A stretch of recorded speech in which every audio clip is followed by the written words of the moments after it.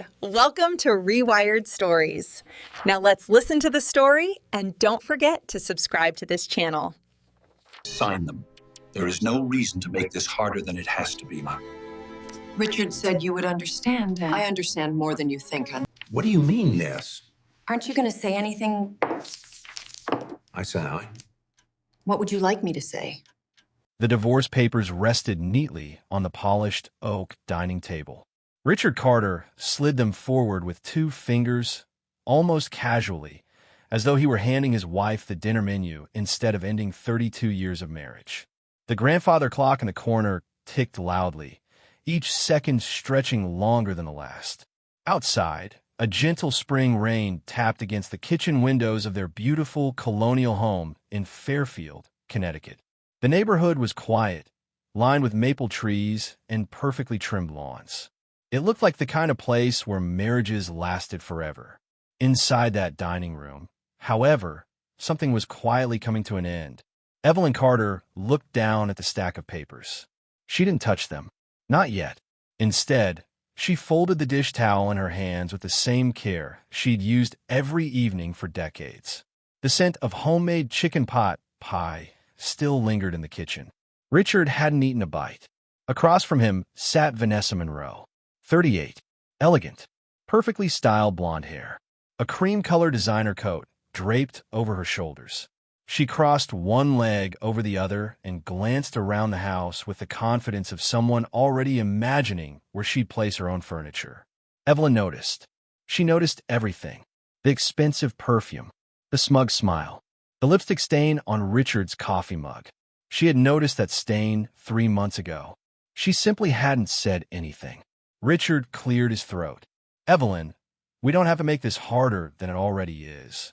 She slowly lifted her eyes to meet his. Harder? She almost smiled. Harder than discovering your husband had been lying for nearly a year? Harder than pretending not to know because your granddaughter's birthday was only 2 weeks away? Harder than waking up every morning hoping he'd remember who he used to be?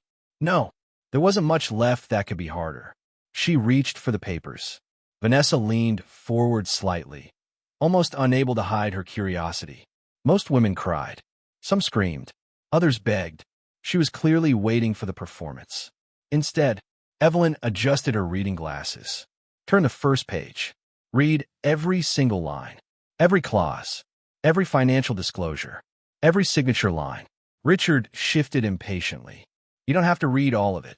I know, Evelyn answered quietly. I want to. There was no anger in her voice. That unsettled him more than shouting ever could. For 32 years, Evelyn had been the calm center of their family. When Richard lost his first job, she worked nights. When his father suffered a stroke, she became his caregiver. When they couldn't afford daycare, she postponed her own career. She never complained. Not once. Richard used to tell people he couldn't have built his company without her. Somewhere along the way, he stopped saying it. Then he stopped believing it. Success had changed him. Or maybe success had simply revealed someone who had always been there. Vanessa broke the silence. Richard said you'd understand. Evelyn looked at her for the first time. Really looked. Not with jealousy, with curiosity. She wondered if Vanessa even realized she'd eventually be sitting in the same chair, across from the same man, listening to different excuses. She offered a gentle smile. I do understand. Vanessa blinked. You do. I understand that people make choices. The room fell silent again. Richard rubbed the back of his neck. There doesn't have to be any resentment. Evelyn looked at him.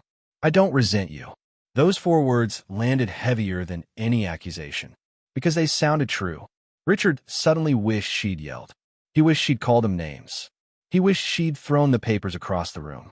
Anything would have made him feel less guilty. Instead, she calmly signed the first page, then the second, then the third. The scratching sound of her pen echoed through the dining room. 32 years, reduced to 3 signatures. When she finished, she removed her wedding ring. The simple gold band had left a faint pale circle on her finger. She rolled it gently between her thumb and forefinger for a moment before placing it on top of the signed papers. I think this belongs to you now. Richard stared at the ring. Memories rushed through him without warning.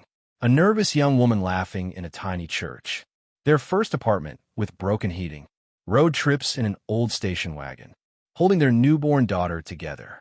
He pushed the memories away. People changed. Life moved on. That was what he kept telling himself. Evelyn stood. I packed one suitcase. Richard looked up. You already packed? I finished yesterday. His eyebrows drew together. You knew. She met his eyes. I've known for 11 months. Vanessa's confident smile vanished. Richard's face turned pale. 11. Evelyn nodded. The hotel receipts. The late meetings. The new watch you couldn't explain. She paused. And the perfume. Vanessa instinctively looked down. Evelyn continued gently. You've worn the same cologne since you were 27. She looked at Richard. But somehow your jackets started smelling like someone else's perfume. No one spoke. Rain continued tapping softly against the windows. Richard opened his mouth. Nothing came out. There was simply nothing left to deny. Evelyn picked up her small navy blue suitcase. It wasn't heavy. She hadn't packed much. Just enough for a fresh beginning. At the front door, she stopped. Without turning around, she said quietly, I truly hope she's everything you're looking for. Then she opened the door, stepped outside, and closed it behind her. Not slammed. Closed. The sound was soft. Final. Richard released a long breath. Well. Vanessa reached for his hand. It's over. He nodded. It had to happen. But for reasons he couldn't explain, the house suddenly felt empty. Not quieter. Empty. Outside, Evelyn walked slowly down the stone pathway. The spring air felt cool against her face. She paused beside the old maple tree Richard had planted when their daughter Emily was born. She rested one hand against its trunk. 32 years. She allowed herself exactly 5 seconds. 5 seconds to mourn. 5 seconds to remember. 5 seconds to say goodbye. A single tear escaped. She wiped it away before it could fall. No more, she whispered to herself. Then she continued toward the street. Halfway down the driveway, a low rumble echoed around the corner. At first she thought it was thunder. It wasn't. A gleaming black limousine slowly turned onto the quiet residential street. Long, elegant. Its polished exterior reflected the rain-soaked pavement like black glass. The neighbors began peeking through curtains. Mrs. Donnelly across the street actually stepped on her porch. Children riding bicycles stopped in the middle of the road. The limousine came to a smooth stop directly in front of the Carter home. Inside the house, Richard noticed it through the living room window. He frowned. Vanessa smiled. Wow. She laughed softly. Someone important must be visiting. Richard straightened his blazer. A confident grin spread across his face. I've been expecting a few investors this month. He walked toward the front door. Vanessa followed eagerly. Outside, the chauffeur stepped out. Tall, impeccably dressed. White gloves. He never looked toward Richard. Instead, he walked calmly past him. Past Vanessa. Past the curious neighbors. He stopped in front of Evelyn. Then, with quiet respect, he bowed his head ever so slightly. Mrs. Carter? She smiled. Good afternoon, Daniel. Richard froze. They knew each other. The chauffeur opened the rear passenger door. Mr. Ashford has been waiting for you. Richard's confident smile disappeared. Vanessa looked from Evelyn to the limousine in stunned silence. Then Richard asked the question that suddenly made every neighbor lean in closer. Oh, is Mr. Ashford? Evelyn looked at him for a long moment. A faint, almost wistful smile touched her lips. Then she answered with just 6 words. You'll know soon enough, Richard. She stepped into the limousine. The door closed. And as the long black car pulled away from the curb, Richard had the strange, sinking feeling that the biggest mistake of his life wasn't marrying Evelyn. It was letting her go. The limousine moved quietly through the rain. Evelyn sat in the back seat with her small navy blue suitcase beside her. She had left behind 32 years of marriage. One house, one husband, a lifetime of memories. And yet, the suitcase was the only thing she carried.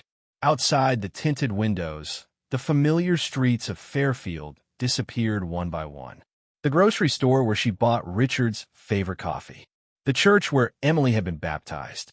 The park where they used to take Sunday walks. Evelyn watched them pass without saying a word. She had expected to feel relieved. Instead, she felt strangely empty. Not because she wanted to return to Richard. That part was over.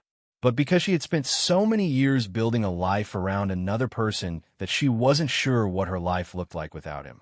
From the front seat, Daniel glanced at her through the rearview mirror.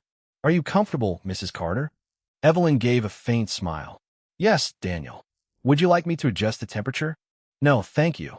"Water. I'm fine." Daniel nodded. But after a few seconds, he spoke again. "You don't have to pretend with me." Evelyn looked up. "Pretend? That you're fine." She turned toward the window. "I signed the divorce papers less than an hour ago." "Yes." "My husband brought another woman into our home." "Yes." And then I walked away. Daniel remained silent. Evelyn sighed. "So no, I'm probably not fine." For the first time, Daniel smiled. "Mr. Ashford said you would say something like that." She looked at him. "Jonathan said that. He said you would try to make everyone else comfortable before admitting you were hurting." Evelyn's expression softened. "He still remembers that?" "Mrs. Carter." Daniel paused. "Mr. Ashford remembers everything about you." She looked away. That sentence stirred something deep inside her. A memory. A younger version of herself. A small apartment. A tired young man sitting at her kitchen table.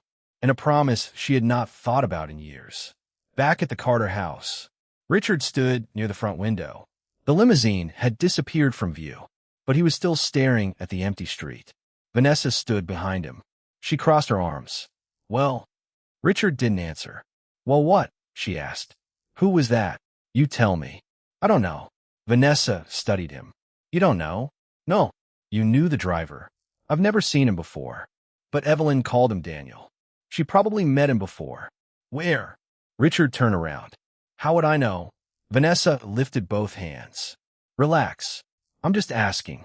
Richard walked toward the dining room. The divorce papers were still on the table.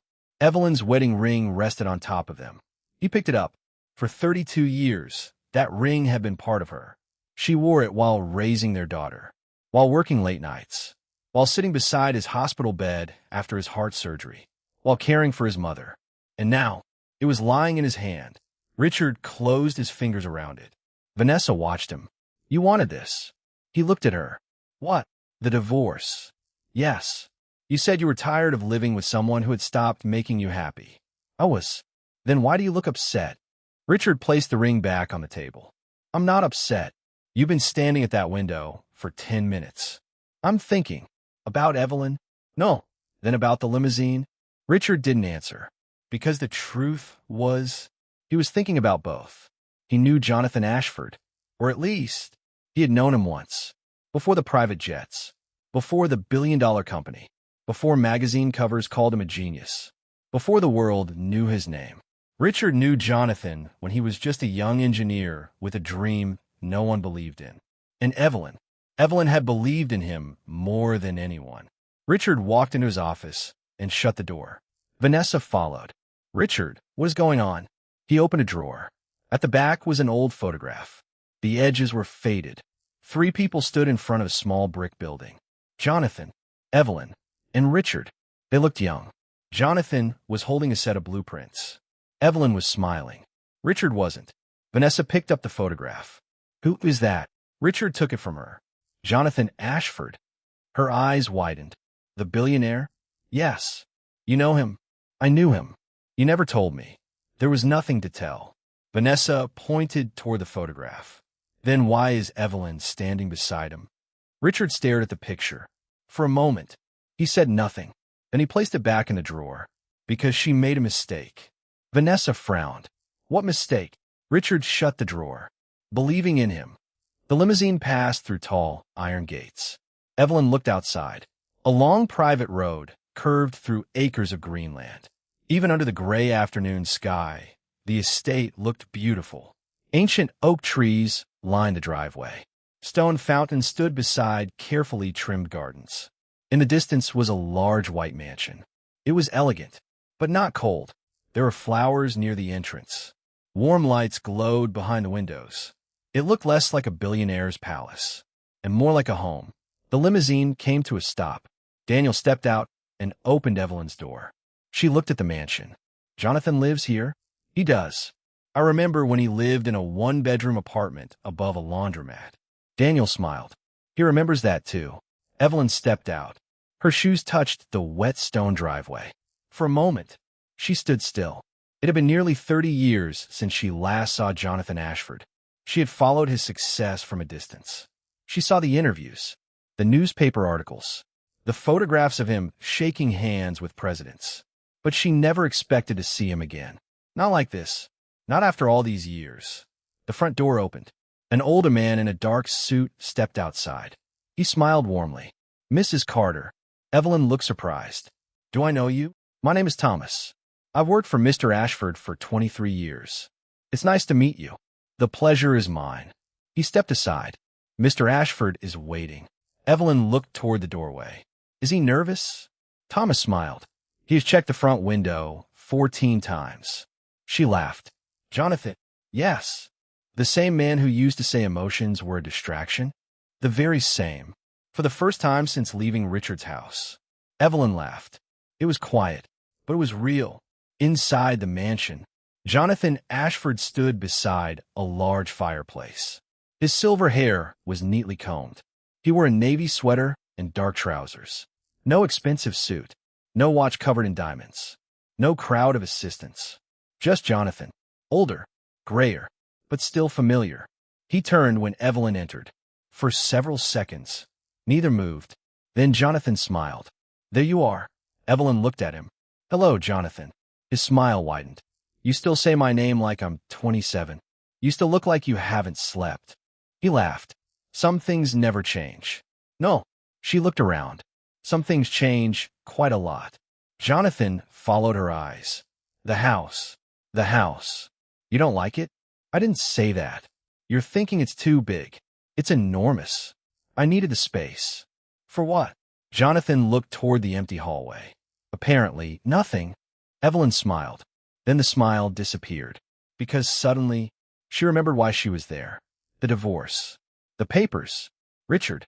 Jonathan noticed. His expression softened. Come here. He walked toward her. Evelyn didn't move. Then Jonathan opened his arms. She looked at him for a moment, and finally stepped forward. He hugged her, not like a businessman greeting an old friend, like someone who had waited years to see a person he never stopped caring about. Evelyn closed her eyes, and for the first time that day, she allowed herself to rest. She didn't have to explain. She didn't have to pretend. She didn't have to be strong. Jonathan held her quietly. Then he whispered, I'm sorry. Evelyn pulled back. Why are you sorry? Because I should have found you sooner. You didn't know. I should have known. She studied his face. You found out about the divorce? Yes. Ow. Your daughter called my foundation. Evelyn blinked. Emily, she didn't know I knew you. Then why did she call? She was looking for help with a children's health project. Jonathan smiled. She used your last name. And you recognized it? I never forgot it. Evelyn looked down. For years, she had believed Jonathan moved on, that he became successful and forgot the people who helped him. But now, he was standing in front of her, waiting, remembering, and she didn't know what to feel. Jonathan led her toward his sitting room. A tray of tea was waiting. Beside it was a small plate of lemon cookies. Evelyn looked at them.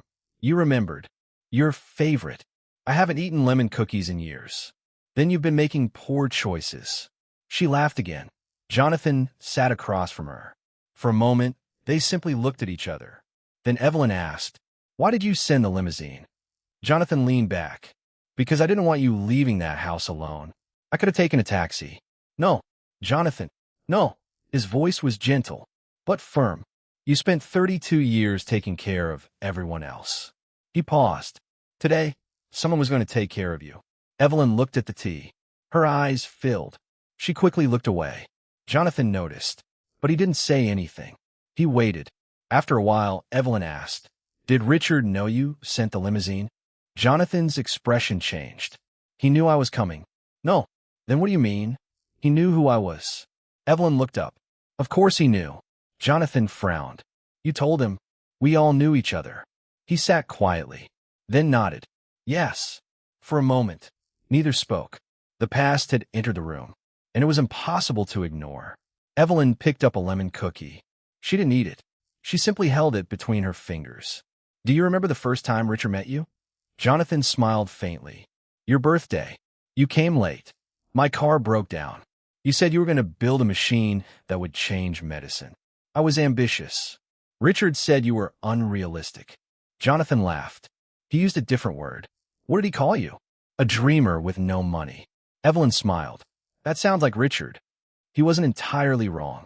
Jonathan looked toward the fireplace. I had no money, and yet you kept trying. I had an idea. You had more than an idea. What? You had a purpose. Jonathan looked at her. You always said things like that. Because I believed them. You believed in me. Yes, more than Richard did. Evelyn's smile faded. Richard was practical.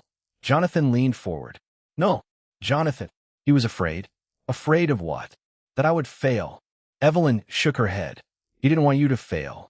He told me to stop wasting your money. The room became quiet. Evelyn looked down. She remembered. The argument. The savings.